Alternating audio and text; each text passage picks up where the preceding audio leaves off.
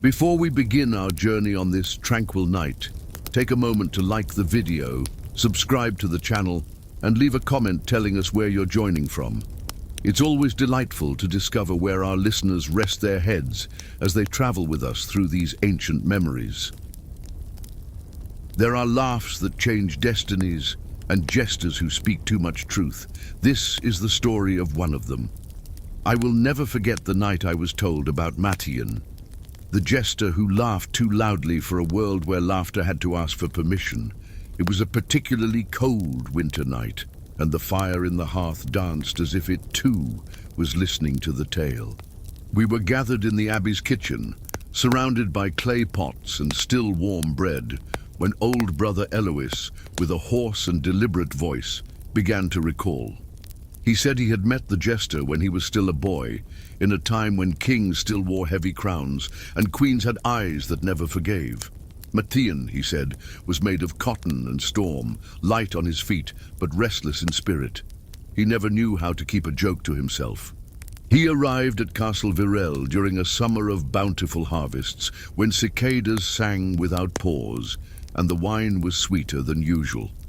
They said he came from distant lands, perhaps the south, where the clothes were more colorful and the jesters more daring. Mathien wore a three-pointed hat with bells that jingled softly like secrets whispered to the wind. But it wasn't the hat that made him different. It was his gaze, a mixture of mischievous sparkle and ancient sorrow, as if he knew the world only laughed while it was convenient. He made the king laugh until he hiccuped, and the servants laughed even without understanding the jokes, simply because the sound felt lighter than air. The court at that time was made of gold, mirrors, and disguised silence. People laughed when it was safe and cried when no one was watching. And Mathien, with his loose tongue and sharp mind, became dangerous precisely because of the grace with which he moved. Words. He was a master at exposing the absurd hidden in appearances, mocking the bishop who slept through mass, the duchess who owned more wigs than ideas, the knight who feared mice more than battles. But his boldest tongue was reserved for one figure who rarely allowed herself to be touched by laughter: Queen Beatrix. She was beautiful and still like a Flemish tapestry, full of color but cold to the touch, and as icy as the battlements of her tower at dawn. Beatrix did not like Mathien, or rather, she did not like the way he saw her, not as a queen, but as a character. He handed her back the mirror in a way even the most flattering courtiers dared not. Even so, the king, enchanted by the jester, insisted on keeping him close. "The only one who makes me forget death," he would say between laughter and coughs. And perhaps it was true, for in those days kings died slowly, covered in ointments and promises. Mathien, for his part, believed that defying seriousness was a form of prayer, and the tenser the room, the sharper his wit. Until one night he said the wrong thing, and the silence that followed was as cold as the marble of the throne. It was during the feast of St. Lucius, when long oak tables bowed under roasted turkeys, candied pears, and steaming pies. Music flowed softly through the galleries, and laughter danced in the air, until Mathien stood with a theatrical gesture, balancing an apple on his head as if it were a crown. "Your Majesty," he said, his voice clear, "this apple is fairer than many rains. At least it doesn't pretend to be sweet inside." For a moment, the entire hall held its breath. The sound of the harp slowly faded, as if even the strings had forgotten how to vibrate. The king coughed, and a short, nervous laugh escaped him. But the queen only looked at him, not with anger, but with something worse: disdain. She set down her goblet unhurriedly, and with a slight motion of her hand, sealed the jester's fate. No one said a word when Mathien was taken away. Not the servants, not the musicians, not even the king himself. As if the air had changed tone, as if laughter had been cursed for echoing in the wrong place. They say that same night he was locked in the old West Tower, the one that smells of iron and wet cypress. There was no trial, no screams, only the sound of chains and one last jingle of a bell against stone. Some claim he laughed even there, in the dark, that he told jokes to the rats, that he mocked death as he mocked everything else. Others swear he wept. But Brother Eloise, upon finishing his tale in that silent kitchen, simply said, "The mouth that laughs is the first to be silenced when thrones feel exposed." And so the days went on in Virel, like leaves carried by the wind, with less color, less sound. The castle seemed to age suddenly. The halls grew longer, the smiles shorter. Even the tapestries seemed to droop with shame. The king, though he never laughed the same again, never spoke Mathien's name. The queen, for her part, wore the same marble serenity, as if nothing had been stripped from the world. But the servants murmured among themselves at night, while clearing the remnants of feasts, that apples rotted faster, that mirrors fogged up for no reason, that something essential had been silenced, not just a man, but part of the castle's very soul. Months passed. A timid spring arrived, as if still treading on snow. And on one of those pale afternoons, a new jester was brought, young, wide-eyed, with hesitant gestures. His laughter felt rehearsed, and his jokes always ended before touching any truth. The king applauded out of habit, and the court laughed because it was expected. But in the shadows of the upper gallery, where the tapestries hid old doors, some whispered that at times a soft sound of a bell could be heard, followed by a muffled laugh, like the echo of a joke time refused to forget. Once, years later, when I was already a novice at the abbey, and the snows of the world felt more distant, I asked Brother Eloise to take me to the ruins of the old castle of Virel. We walked at dusk, through hills dressed in moss, and silences broken only by the rustling of dry leaves. The castle, or what remained of it, was more stone than palace, but the west tower still stood, austere, leaning, like a finger pointing to the sky. There was a small window too high to reach, and an iron ring embedded in the wall. Eloise looked at it for a long time, then said, "Here." Laughter died standing, and for that reason, perhaps, it never truly died. On our return, with the sky embroidered with stars and the scent of firewood in the air, I kept thinking about the strange fate of those who speak too much, or of those who say exactly what must not be said. Mathien was no martyr, no hero. He was simply someone who believed that to laugh was a way to fully exist, that pointing out the absurd was a sacred duty, even if dangerous. And perhaps, even in the dark cell, he knew his last joke wasn't a mistake, but a mirror. A mirror so clear that no one dared look into it for too long. Over the years, I learned that there are many kinds of silence. Some are born of fear, others of reverence, and there are those that form around memories that still ache, like the absence of Mathien, which lingered in the halls of Virel even decades later. When the wind passed through the cracks of the windows, it carried more than cold air. There was a faint musicality, almost imperceptible, that made the old ones glance at each other with distant eyes. "It was the jester's bell," they whispered, folding their arms, as if laughing again might awaken the same sentence. But little by little the story grew lighter. The village children began to sing silly rhymes about the Queen's jester, with bouncing verses and endings that changed with each generation. In some versions, he fled laughing to a land of eternal jokes. In others, he turned into a bird, and his songs echoed through the towers at dawn. The truth, of course, lay somewhere between what was and what we prefer to remember. And perhaps that's how all good stories are, the ones that ache softly, like a thorn beneath the pillow, but still make us dream. There was a winter, many years later, when I returned alone to the ruins of Virel. The snow fell in lazy flakes, and the world felt so quiet that even the branches cracked with ceremony. I brought with me a small candle, the kind we use on the eves of forgotten saints, and left it burning on the windowsill of the West Tower. Not out of devotion, but remembrance. As the flame flickered against the grey sky, I thought of all the words Mathien never said again, of all the laughter kept within those walls. And I realized that sometimes the memory of laughter is more powerful than any voice. That night, upon returning to the monastery's shelter, I slept as I hadn't in a long time. I dreamed of a bright hall, where the king still laughed until he hiccuped, and the queen, strangely serene, let a faint smile slip. And in the center of it all, with bells softly swinging from the ends of his cap, Mathien spun on his heels, casting words into the air like petals, light, bold, impossible to catch.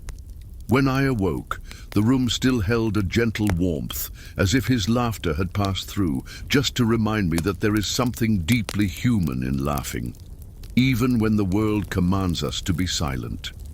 Today, as I recall this story amid the crackling fire and the distant scent of dry hay, I feel that Mathien was never truly a fool. Or perhaps he was exactly what we all should be from time to time. Someone who dares to point at the ridiculous with tenderness, who transforms fear into laughter and silence into sound, not to wound, but to free. For even in the strictest courts, there is always room for a heart that dances, even if only for an instant. And so if one night sleep takes its time to come, and you hear in the distance a nearly forgotten jingle, do not be afraid. It might just be the ancient echo of a well-placed laugh, one that time cannot erase, nor crown silence. May that memory bring you rest, and may the world of dreams be light and sweet, like an old whisper among cold stones and eternal laughter. When jesters were used as human shields in battle, it was during the second winter of my travels as an itinerant scribe, when the winds felt sharper than needles and the frost-covered fields creaked beneath our steps, that I met Sorel, the jester of the Count of Milesac. I didn't know that morning that I was hearing for the first time the name of someone I would never forget. I met him while the cold still clung to the folds of our cloaks, and smoke from the kitchens rose in lazy spirals through the alleys of the military camp. Sorel wore a tattered cap with barely jingling bells, and a faded cloak stitched with patches shaped like moons and fish. He offered me a baked apple, and with a crooked smile, told me he'd be sent to the front lines that very afternoon. I thought it was a joke, of course, but he didn't laugh. Jesters, in those times, were not merely hall entertainers. In times of war, and there were many, their roles twisted into absurdities. Some carried messages between armies, dressed in blinding colors to be seen from afar, and rarely returned. Others danced before enemy lines, distracting archers and provoking nervous laughter before the storm of spears. Sorel told me men laughed more than they wished to, because they knew what always came after. And even with that fate painted in his eyes, he walked lightly, as if he had already made peace with something the rest of us were still afraid to name. One evening, by the fire, he told me of a day he had been sent on horseback, dressed as a giant dove with feathers strapped all over his body, to deliver a message of peace to the enemy.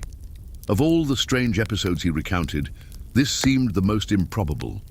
It was a comic performance, he said, planned by the Count himself to mock the looming siege. The rival army watched in silence as Sorel made exaggerated bows and recited crooked verses. Only afterward came the arrows. 3 struck the horse's mane, 1 grazed his cheek. I came back with fewer feathers and more respect, he said, sipping his hot broth. No one laughed, only the fire replied, crackling in its own size. Even his funny stories ended in silence. Over time, I learned there was a hidden wisdom in Sorel, a kind of dignity that grows like moss on old stone, discreet but stubborn. He knew the soldiers by name and offered them kind words before battle. He knew the cook's aches, the dreams of the squires, even the whistles that calmed the horses. At night, when the men slept wrapped in thick blankets and the mist lay over the ground like a sorrowful bride's veil, he would dance alone among the tents, his bells nearly mute, his steps light as if treading on memories. Some said it was witchcraft. I thought it was simply longing. On the morning of the attack on the Charou Valley, the commander's tent bells rang before sunrise. The cold was biting and the horses snorted restlessly. Sorel appeared with a red band tied around his arm, his face free of paint, and a look that didn't suit his trade. They handed him a white standard and asked him to carry it up the hill in front of the archers. They claimed it was a gesture of truce, but everyone knew it was just a distraction. He didn't protest. He simply thanked them for the barley coffee, nodded to me, and vanished into the mist rising from the field, like hands trying to hold back time. When we understood he would not return, something shifted in the camp. Days passed, and his name was murmured in brief prayers and fireside recollections. Some said they saw him stumble and fall among the rocks. Others swore he danced until the very end, mocking the darts with a lightness that seemed from another world. There was no body, no return. Only his hat was found, wet and crumpled, beside a bundle of broken arrows. I kept the hat for a time, hidden between the pages of a codex I was copying. Among saints and martyrs, there rested one who died of mingled laughter and silence. The months that followed were filled with long, quiet battles, as if Sorel's absence had stolen not only the laughter, but the very sound of stories. At first, I tried to fill that void with new songs, small tales, or sketches scribbled in the margins of the manuscripts I copied. But none of them held the lightness of his steps or the weary gleam that lived in his eyes. Sometimes I thought I glimpsed him, a colored shadow between the tents, a faint jingle in the distance, like a mocking echo of what we once were. Others said it was just the wind playing with the abandoned bells of the dead. Perhaps it was. But there, among the ashes of fear and fog, the legend was born. One night, near the end of the campaign, I was granted permission to spend a few hours in the makeshift war chapel of the monks. I brought Sorel's cap with me and laid it on the stone altar, between flickering candles and dried herbs. I sat there, breathing incense and dust, and closed my eyes for a moment.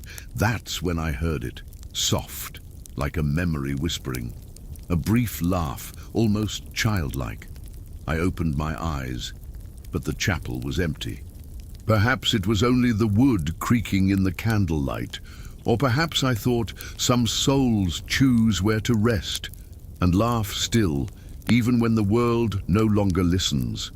I returned to camp that night with lighter shoulders, not because mourning had dissolved, but because I finally understood that some presences don't end in disappearance.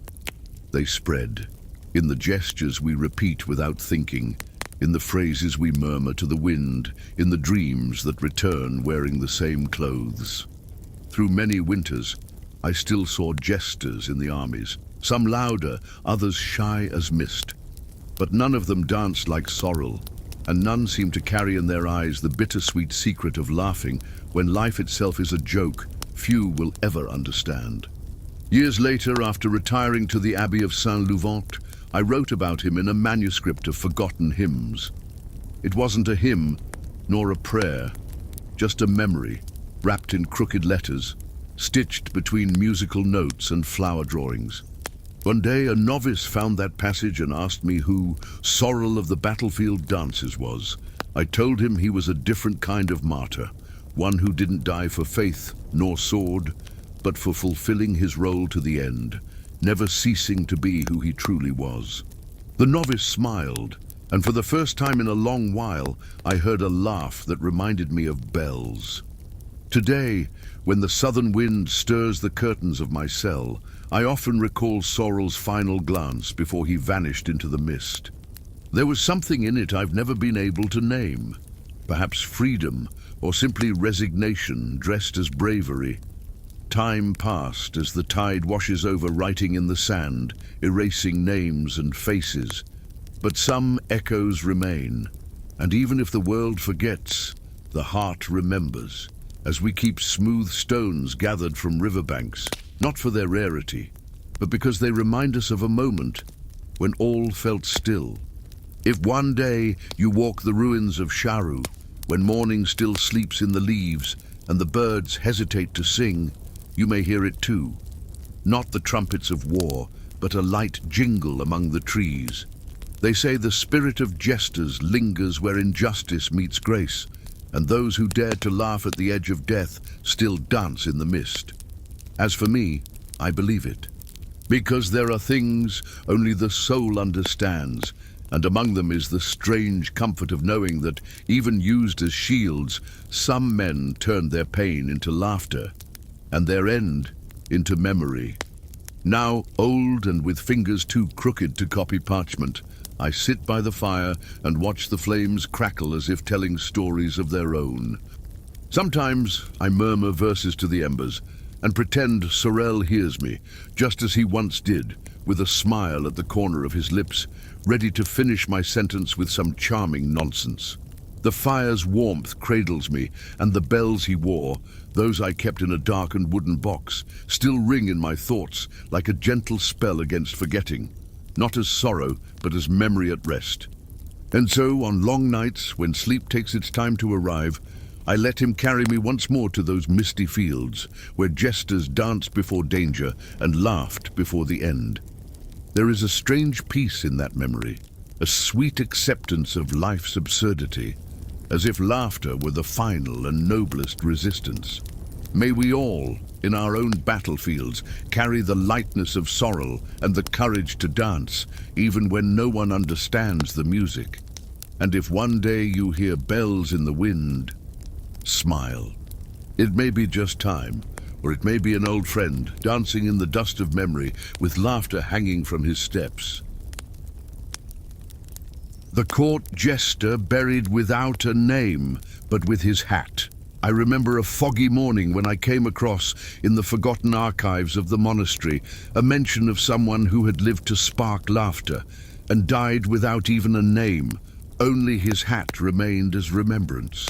The mist hung low over the calendula fields, and the village bells rang distant and hollow. I was walking along the edges of the old monastery of Arguel, where dew clung to my boots like small sighs from the earth. It was early autumn, a time of hurried harvests and stacked firewood, and also the season when monks swept through the abbey's records, searching for forgotten names to include in their silent prayers. It was on one of these visits, among crumbling scrolls and flickering candles, that I found a brief mention of a certain nameless jester, buried with his jingling hat, but without date, epitaph, or glory. The record was plain, almost indifferent, a line lost between inventories of wheat and donations of wax, buried in full costume, no family, no confession. It touched me in a strange way. How could someone spend decades within castle walls, stirring laughter and soothing royal tempers, only to vanish like this, swallowed by silence? I recalled then the jesters I had seen in my youth, their shrill voices, exaggerated tumbles, and the bells that jingled as they danced for kings, servants, and foreign guests, always present, always on the margins, like shadows that made light. They say jesters knew everything and belonged nowhere. And indeed, there was no place they didn't enter, halls, chambers, even the narrow corridors where servants whispered in haste. They were there, watching with keen eyes beneath colourful bells. They weren't fools, as many assumed. Some knew Latin better than the scribes, mimicked voices so precisely they confused the sentries, and could soften a death sentence with a well-placed joke. But for all their talent, they carried just as much solitude. And when the performance ended, there was no audience left, only the echo of their own laughter. This jester in particular, the one of the unnamed record, must have walked for many years over the cold stones of Castle Vaucré, where winters were long and the halls smelled of smoke and spices. I imagine him small, with sharp eyes, and a natural knack for saying what no one dared.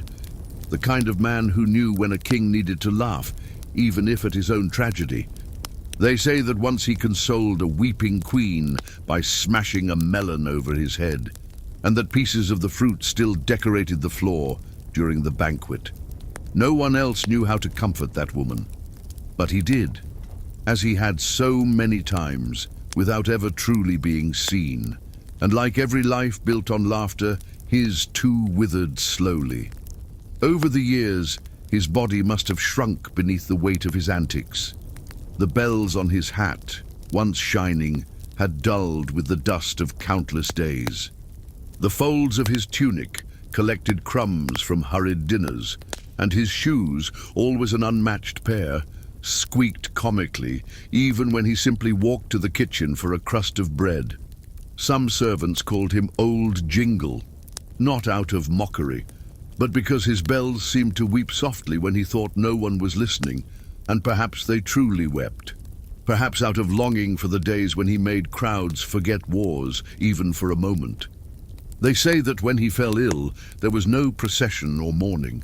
He was found one morning with his head resting against the stable wall, as if dozing after a late-night joke. The castle carried on. Hens clucking, maids wringing linens, squires sharpening lances.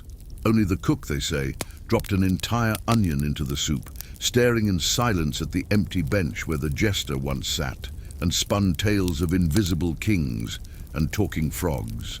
And that night, perhaps by mistake, the castle seemed colder, as if laughter, even in its quiet form, had warmed more than anyone realized. It was the steward who saw to the burial. He wrapped the jester in a faded carnival blanket, and with a silent gesture of reverence, placed the hat over his chest, like an inverted crown. The burial was modest, done at the edge of the orchard, where apple tree branches touched the soil and leaves fell in silence. No bells rang. No formal prayers were said, only the sound of shovels breaking earth and the soft jingle of the hat as it tilted in the final gust of wind. Some say that morning, even the crows flying over the castle seemed slower, heavier. Years later, during a particularly mild winter, I visited Vaucré and found a low stone covered in moss, nestled among the twisted roots of the old orchard. It bore no name, no inscription, but in front of it, someone had left a dried rosebud and a red ribbon. And there, beneath the slanting afternoon light, I stood for a long time, feeling the wind play with my hair like an old whisper. I thought of how many words he must have swallowed, how many aches he masked in jest, how many glances he cast toward a world that laughed, without knowing why, and I wondered if in the end he hadn't been the noblest of them all. Since then, whenever I hear scattered laughter in taverns, or see children imitating jesters during village feasts, I think of that man buried without a name, not as a figure of ridicule, but as a gesture of remembrance, the only inheritance he left behind. A hat of bells, worn by time, yet still capable of ringing in the winds of memory.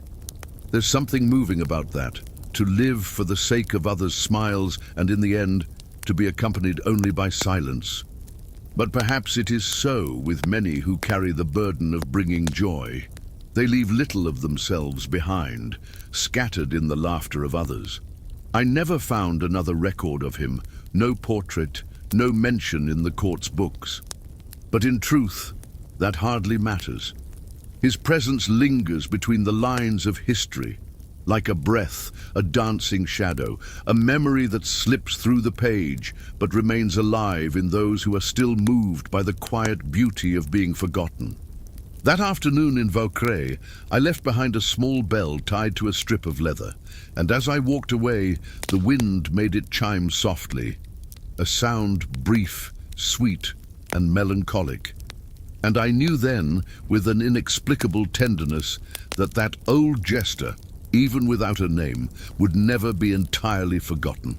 When I returned to the monastery at Arguelles, I carried more than notes and rescued names. I carried the light weight of a borrowed memory, one that does not belong to us, yet once welcomed, finds a place to dwell. And on long nights like this one, when the world quiets beneath veils of mist and the fire crackles like ancient laughter fallen asleep, I like to imagine that he's still out there, perhaps among the high branches of the apple trees, swaying gently to the rhythm of bells no one hears anymore. Or in the corridors of forgotten castles, where echoes answer questions no one asks. And if someday you find yourself walking through an old field, or wandering among moss-covered stones and hear a faint jingling carried by the wind, don't be afraid. It might be nothing more than the hat of a lonely jester, dancing at the whim of time, reminding the world that even those who left without a name still live on, in gestures of tenderness, in small nighttime chuckles, and in the stories we tell in whispers. For there is something deeply beautiful in not being remembered for glory or power, but for having made someone smile, even if only once, even if only for a moment. And on that night in Arguel, as I heard the wind passing through the branches, I could have sworn I heard once again the faint jingle of an old hat, as if he had never truly left. The curse of the afflicted jesters kept at court as curiosities. I still remember, with that kind of clarity that only longing can bring, the cold galleries of the court of Luxen, where the stones seemed to sweat in winter, and the silence carried the echo of laughter that was never truly joyful. It was there I met Thommin, the jester no one wanted to see, and yet he was the one who taught me how to listen to what is never said. I was a young man then, a scribe's apprentice, spending my afternoons copying letters no one would ever read with care. Still, I was grateful for the shelter, for the warm barley bread the cook left at the edge of the table, and for the chance to hear from a distance the murmurs that drifted from the great hall, where jesters laughed by duty and nobles laughed by habit. One of them, however, never laughed. His name was Thommin, though many called him simply the Crumpled One, as if that were enough to define him. He was a small man with twisted limbs and eyes that rarely fixed on the same point for long, but there was an awkward sweetness in his gestures, as if each movement asked permission to exist. He didn't speak much, only muttered old songs with a voice that trembled like dry leaves. Most treated him as part of the court's furniture, a curious thing, almost decorative. But I listened to him, and in doing so, I learned that even the strangest smiles carry stories older than the halls themselves. Sometimes, when the afternoon light turned golden and slipped through the high windows like balm across our shoulders, Thommin would hide behind the tapestries, not from fear, but by choice. He said the walls remembered things, and the fabric softened cruel words. He would sit cross-legged like a perched bird and sing softly, songs that meant nothing to those who didn't know how to listen with the heart. Some servants mocked him, throwing hard bits of bread, but he only smiled, as if it were part of the show. And in a way, it was a performance he could never step away from, even after the curtain fell. The queen, a woman with a serene face and distant eyes, seemed to hold a quiet tenderness for Thommin, though she never spoke to him directly. It was common to see her watching from the upper balcony while he played with feathers or cracked mirrors in the inner garden.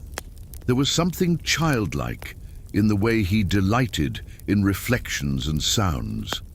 Sometimes the queen would leave a handkerchief embroidered with her crest by the fountain, always at the same hour, and he would fetch it with reverence, as if retrieving a sacred relic. I never knew what it meant, but I liked to imagine there was a silent pact between them, a kind of love that needed no words and recognized sorrow through glances alone. As the seasons passed, other jesters arrived at the court, each with their peculiar appearance, their bodies marked by odd shapes, their movements broken by tics and tremors. There was Munet, whose arms swayed like branches in the wind, and Gilles, who spoke in pops and blinked hard whenever someone said the word copper. They were brought by merchants or sent from distant lords, like rare gifts or bargaining tokens. the court received them with false gentleness, lodging them in an old round room near the kitchens, a stifling space where the smell of boiled onions mingled with damp straw. They called it the laughter room, though it held more sighs than laughter. I visited them in secret, bringing crumbs, fragments of stories, or simply my listening. Most courtiers assumed they didn't understand language, and so they spoke freely in front of them as if they were trained dogs. But I knew, how well I knew, that behind their misaligned eyes lived entire worlds, castles of memory with no windows. Mathien remembered living near a mill that smelled of wet linen. Gilles spoke of his grandmother who sang to chase fevers away. And Thommin, oh Thommin, he spoke of dreams. He said that in sleep he was tall as a tower, walking on feathered feet across endless fields. But not all court memories were bathed in golden light. Some, like the one I carry from that winter, still whisper in tones of warning. During a banquet, the lords of court demanded a special number. They wanted all the afflicted jesters to dance together, dressed in bells and colorful lace. They called it the Feast of Rare Natures, a name that still makes me shiver even after all these years. The guests laughed heartily, toasted with fig wine, while Thommin and the others stumbled across the cold hall, trying to follow the rhythm of a lute played with mockery. I watched from behind a nearby column, heart heavy, ashamed of every laugh that cracked the air like a whip. But amid the humiliation, something unexpected happened. Gilles, who rarely spoke clearly, raised his arms and began to repeat in a steady voice, "Look closely, look closely." At first, they thought it part of the act. But he insisted, eyes fixed on the nobles, repeating the phrase like a prayer. And then an uneasy silence fell over the hall. Thommin stopped dancing, Mathien dropped his bells. And for the first time, I saw a flush on the guests' faces that didn't come from wine, but from something rarer, the recognition of their own cruelty. It didn't last long, true. Someone made a joke, and everything returned to form. But for a moment, I knew that Thommin's eyes were more powerful than any throne. The next morning, I found Thommin in the garden, sitting on a mossy stone, knees pulled to his chest, a small, cracked mirror in his hands. He looked at his reflection with serene curiosity, like someone trying to decipher an ancient map. When I approached, he handed me the mirror without a word. Seeing myself reflected beside him, my young face, his worn too soon, I felt as though the whole world fit within that chipped frame. "You're a bit crooked inside too, aren't you?" he said with a crooked smile, and I only nodded. There was nothing else to say. We began spending more time together after that day. We fed birds with crumbs, learned tree names by their fallen leaves, and made up stories about clouds which Thommin claimed held the secrets of those who never got to speak. At night, I read to him from forgotten books, and he listened with half-closed eyes as if the words were healing. Other young courtiers began laughing at me too, calling me scribe of the strange. But I didn't care. I had discovered there's honor in listening, even when the world prefers to make jest. Time, with its relentless patience, took the jesters one by one. Gilles went first, on a night when the snow fell so softly it felt like linen laid across the earth. Then came Mathien, quietly, hands crossed over his chest, a thread of song still on his lips. The court carried on, as it always does for those who refuse to feel too much, replacing them with others from other lands, marked in body and spirit. But for me, each absence was a torn page, a blank space in corridors once filled with their awkward steps. Thommin lasted the longest, perhaps because he carried a stubborn flame in his chest. When he fell ill, he spent whole days staring at the sky through his narrow window. I brought him dried flowers, sweetbread, and read poems about dreaming kings and enchanted forests. On one especially cold afternoon, I sat beside him, and he held my hand with frail, almost transparent fingers. "When I go," he said, "don't cry. Just keep listening to me." And I promised, not with words, but with the heart. And so days later, when he passed without pain, I knew exactly what to do. I prepared a small wooden box, and inside it placed a piece of the blue ribbon he always wore on his wrist, a grain of barley from our garden, and the cracked mirror, still warm from his hands. I buried it beneath the apple tree behind the greenhouse, where the sun first touched in the spring mornings.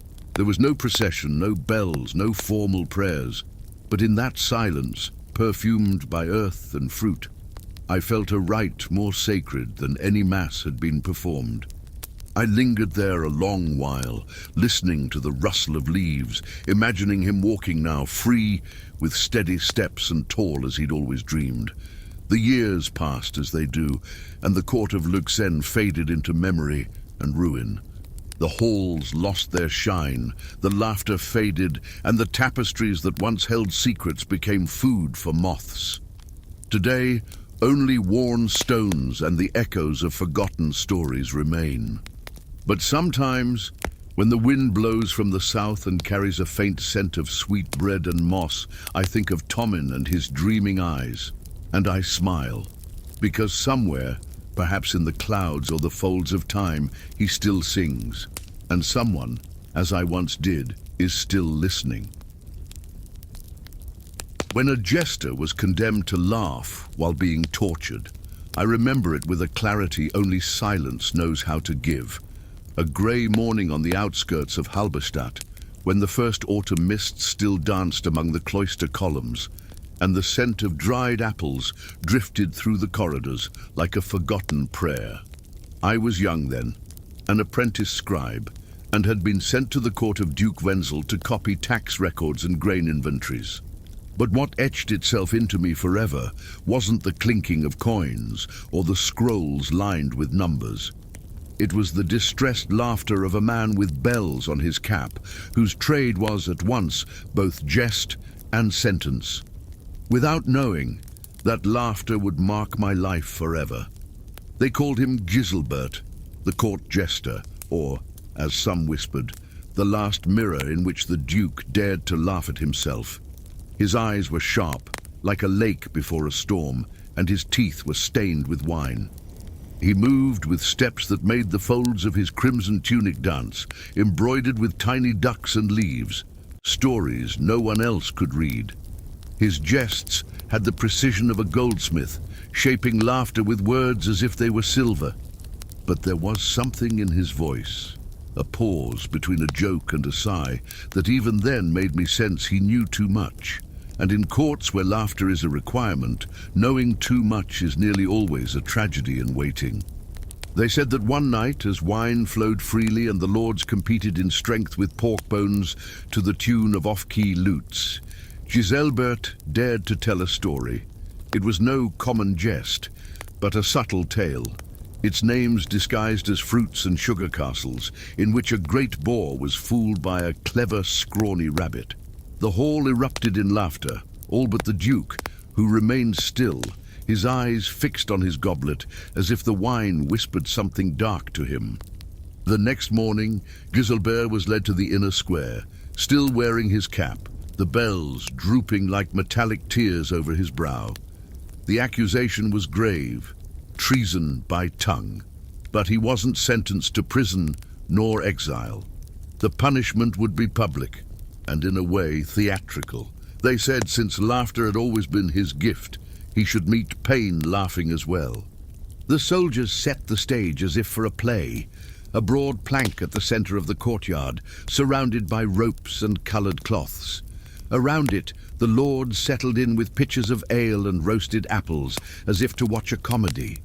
And there, beneath the clouded sky and the stone gazes of the gargoyles, Giselbert was instructed. Each joke well told would earn him a brief reprieve, but at the slightest sign of silence or pain, the whip would fall, like laughter that comes too late. I remember uneasily the sound that echoed through the stone walls, not the crack of lashes, but the strange, almost inhuman sound of forced laughter.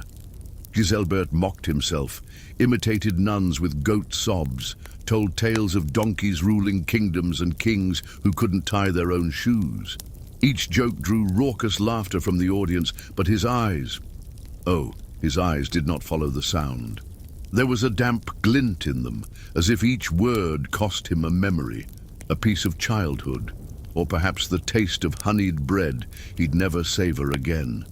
A small boy, sitting near the ledge where I too watched, asked his mother if the jester was made of iron. Why didn't he stop smiling, even when he bled? The mother, her eyes lowered, merely squeezed the child's hand and said that sometimes at court, laughing was the only way to stay alive. The boy didn't understand. And truthfully, neither did I at the time. But something broke inside me that day, as if I had realized that not every performance is voluntary. And there are moments when laughter isn't meant to cheer, but to conceal the last breath of dignity. How could someone still find the strength to jest when the body begged only for silence? As the sun began to sink, painting the battlements with rust and gold, Giselbert could barely stay on his feet. His body was marked with dark welts, and the bells on his hat, once so lively, now drooped silently like wilted flowers. Still, between one stumble and the next, he managed a crooked rhyme or mocked his own trembling knees. There was something sacred in that resistance, as if, by keeping laughter alive, he refused to surrender to the spectacle of suffering. It was no longer comedy nor punishment. It had become a strange ritual, where pain and jest mingled like wine with blood. And there, in the moment when even the bells fell silent, I realized something had shifted, not only in Giselbert, but in all of us. The Duke, seated on his portable throne draped in green velvet, observed everything with a glacial calm. Sometimes he smiled, other times he merely tapped his fingers against the armrest. There was no joy, only control. It was whispered in the castle's darker corridors that Giselbert knew too many secrets, murmurs collected between goblets and pillows. And that, for this reason, he couldn't be silenced by ordinary means. The order to make him laugh to the very end was more than a punishment. It was a message. To all of us living in the shadow of that hall, that words were the lightest and most dangerous gift, and that laughter, when not properly measured, could become a blade. In the last hour of daylight, when even the crows perched quietly on the high windows of the tower, Giselbert fell to his knees. A murmur rippled through the crowd, as if even the air had grown tired. One of the soldiers stepped forward, whip in hand, but the jester, with fragile grace, lifted his head and whispered something faint. They leaned in, and then they heard a short joke without rhyme or punchline, just the worn-out sound of a man trying to be funny when everything already hurt too much. Some laughed out of habit, others from embarrassment. But the Duke did not laugh, and the silence that followed was as heavy as snow before the avalanche. Slowly the Duke rose. His green cloak fluttered softly as he walked toward the platform with deliberate steps, as if each one were being written onto parchment. He stopped before Giselbert and with the tip of his boot lifted the jester's chin. He said something few could hear, but I swear I saw the jester's eyes fill, as if he had heard an old song. Then, with a slow gesture, the Duke turned and returned to his seat. The spectacle was over. There was no applause, no decree, just the end, dry, sharp, and strange as a dream unraveling before waking. That night, the court was overcome by a curious silence, not mourning, but discomfort. The banquet was served as usual, with spiced meats and nutmeg-dusted bread, but few ate with appetite. The hall still echoed with Giselbert's laughter, as if it had been sewn into the tapestries and stairs. Some nobles avoided looking at the jesters who still served in neighboring castles, afraid perhaps to see in them a reflection of what had happened. And for the first time in a long while, jokes were whispered, as though even laughter now needed permission. I, who returned that night to the narrow quarters of the apprentices, couldn't sleep. I lay on the straw mattress and watched the lamp's flickering light dance on the ceiling, as if it sought answers in every crack in the wood. I thought of Giselbert, his eyes, his courage, and the strange beauty of someone who chose to die laughing. In time, I learned that much of court life was built on appearances, but I never forgot that, among all those lords of gold and steel, it was a jester who taught me the rarest thing of all, dignity disguised as laughter. The days that followed were marked by a strange stillness, as if even the stone of the castle were in mourning. The stage was dismantled without ceremony, the colourful cloths folded away, and Giselbert's hat, the one with bells that once rang like childhood, was never seen again. Some said it had been burned, a dangerous symbol. Others swore it was hidden by a servant, buried beneath the roots of an oak tree nearby, like someone sealing away a secret. What is certain is that his name was never again spoken aloud, and yet his absence was as present as his laughter had once been. Years later, when I returned to that region as a grown man, bold and invited to revise the archives of the new Count, I walked once more through those same corridors. They were colder now, more hollow, though the tapestries still tried to tell the same old stories. In the library, I found a book of old notes, lists of servants, wine accounts, and on a wax-stained page, a name scribbled in pale ink, Giselbert. Beside it, like an unfinished signature, was a small sketch of a jester's bell. And there, in the yellowed silence of forgotten pages, I heard again, for just a moment, the soft echo of a laugh that had defied even the end. As I left the library that afternoon, the sky began to turn shades of amber and mauve, and the air carried the sweet scent of damp earth after a brief rain. I walked to the old inner courtyard, now covered in moss and ivy, that climbed the columns like sleeping fingers. There, where Giselbert had once been forced to perform laughter in the face of pain, a peace now reigned so deep that even the birds seemed to sing in a minor key. I sat on the low stone ledge and closed my eyes, as if trying to hear time run in reverse. And I swear, if there's one thing I've learned after so many years leafing through forgotten lives, it's that certain laughs echo across centuries, even when no one remembers their sound. And that is why, whenever I hear someone laugh through their exhaustion or make a joke while carrying the weight of the world on their shoulders, I think of Giselbert, not with sadness, but with quiet tenderness, like remembering a falling star that passed quickly but left behind a streak of light. His legacy was not the performance nor the mockery, but the delicate defiance of a heart that chose to laugh while breath remained. And in that memory, so simple and so human, I too find peace. May he rest where laughter no longer hurts, and may our dreams on this quiet night dance to the gentle sound of bells that once dared to defy silence. The jesters who were forced to follow kings in death. I remember a misty morning when I was summoned to accompany a silent procession.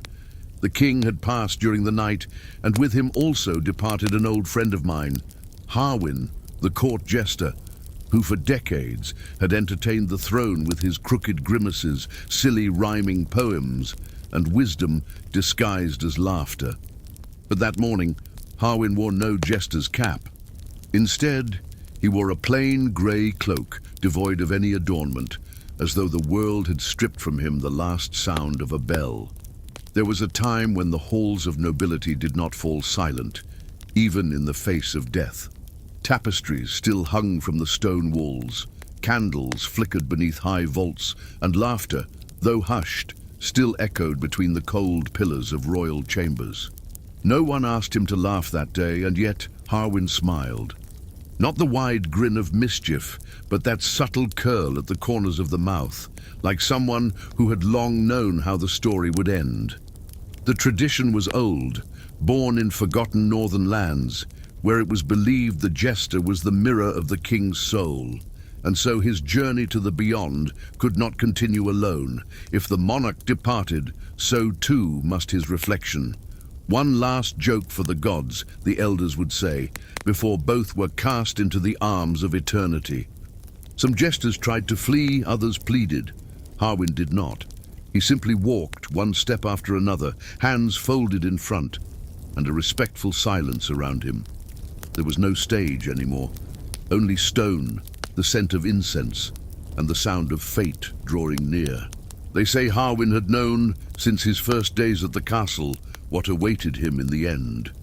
It was whispered among the servants that when he was still young, he had found an old manuscript hidden beneath a loose floorboard in the banquet hall. A dusty tome, the ink faded, the letters in Latin few could decipher. There, among notes and genealogies, was written the long-forgotten rule of the funeral jesters. He showed me the book one night as we drank cheap wine by the servants' hearth. He pointed to the paragraph with a grease-stained finger and laughed. The king departs, the reflection fades. I didn't laugh. Harwin, however, found humor in everything, even in his own shadow. On the eve of the king's death, Harwin was especially quiet.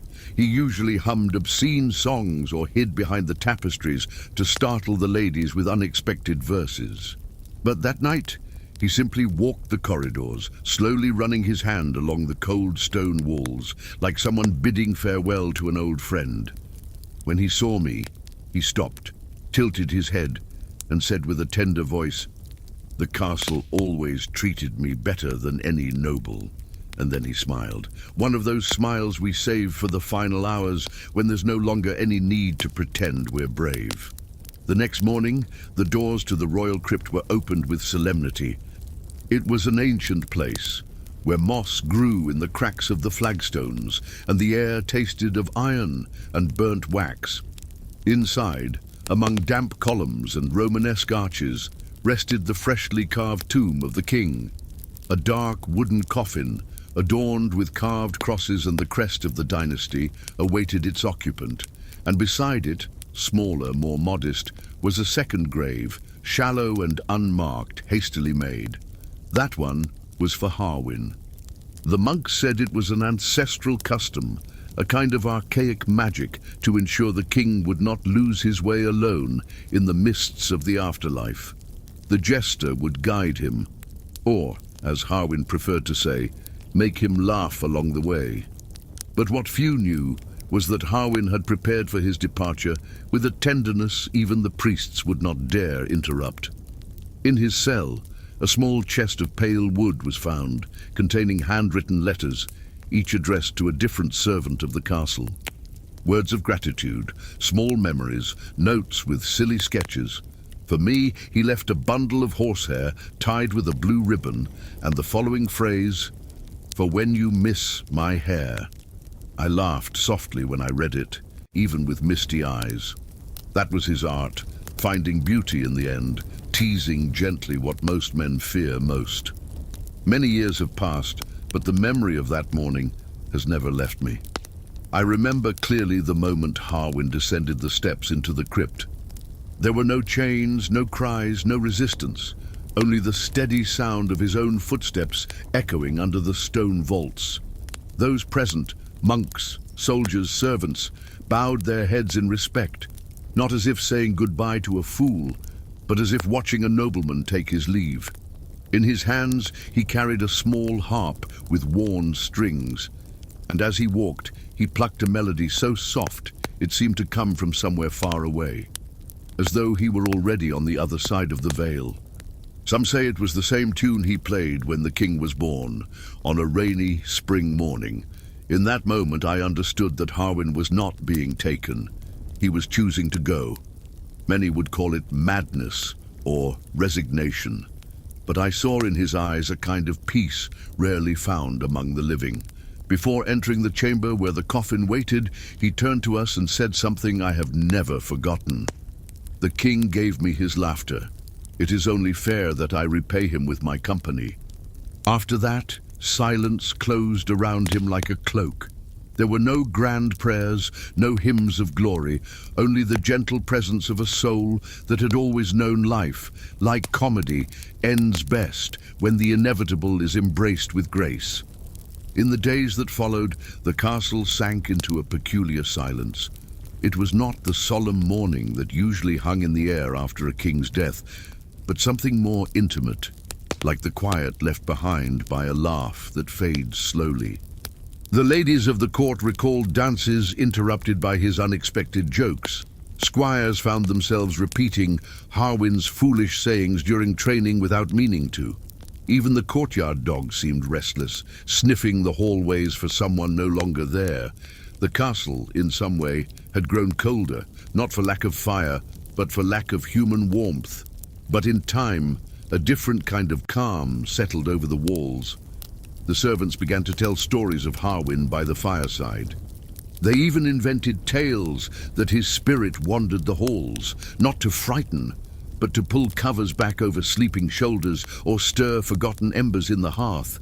And I, who knew him well, liked to believe that was true. On certain nights, I'd feel a soft draft pass behind me, even with the windows closed, and once I dropped a wooden tray, which strangely landed without breaking. I laughed to myself and whispered, "Still watching over my clumsiness, old man?" The years passed as winters do, slowly, with longing in the corners and flowers in the rebirths. Other kings came, and with them new jesters, doing their best to draw laughter from the cold stones of the throne. But none had Harwin's half-closed eyes, that mischievous sparkle that hid the melancholy of one who could see beyond the veil of festivity.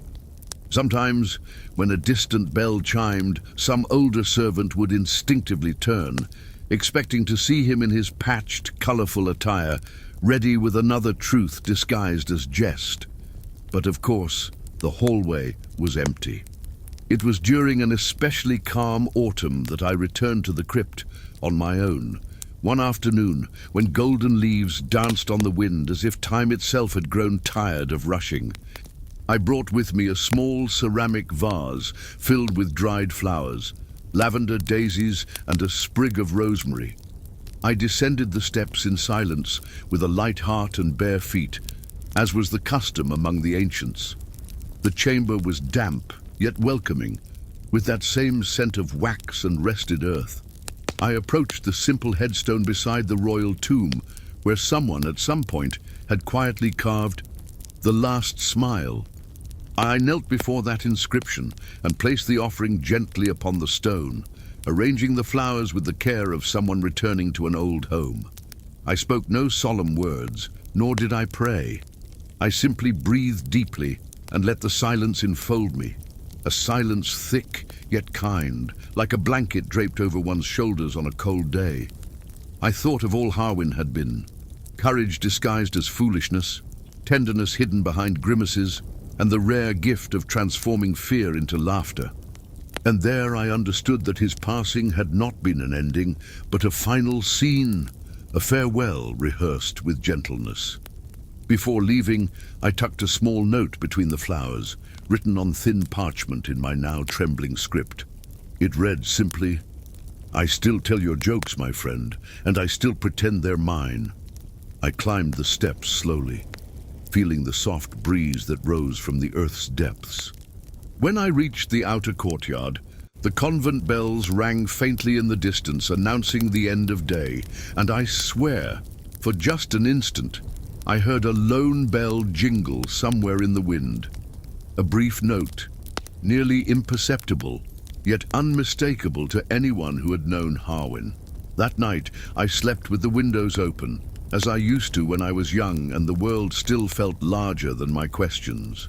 Moonlight washed over the stones of the courtyard, and the smell of burning wood drifted in from the distant kitchen, where the servants still prepared broth for weary travelers. In my dreams, I saw him again. Not in mourning garb, but in his usual patched and colorful attire, his bells jingling with each step, his eyes half closed as always, full of a secret no one else ever knew. He walked among the columns of the great hall, bowing to shadows, whistling his favorite tune. I awoke smiling, like someone returned from a beloved distant place, and for a moment I felt that Harwin had never truly been beneath the cold earth, but scattered among the small details, in the breeze that brushes the nape of the neck, in the laugh that escapes for no reason, in the silence that consoles. They say jesters were buried with kings to ensure the monarch would not journey alone into the beyond. But I like to think it was the king who was lucky, for he did not have to leave without a friend, because not all farewells are sad, some are simply soft. And certain souls, like Harwin's, remain among us, not to make us laugh, but to remind us that even endings can be tender if met with lightness.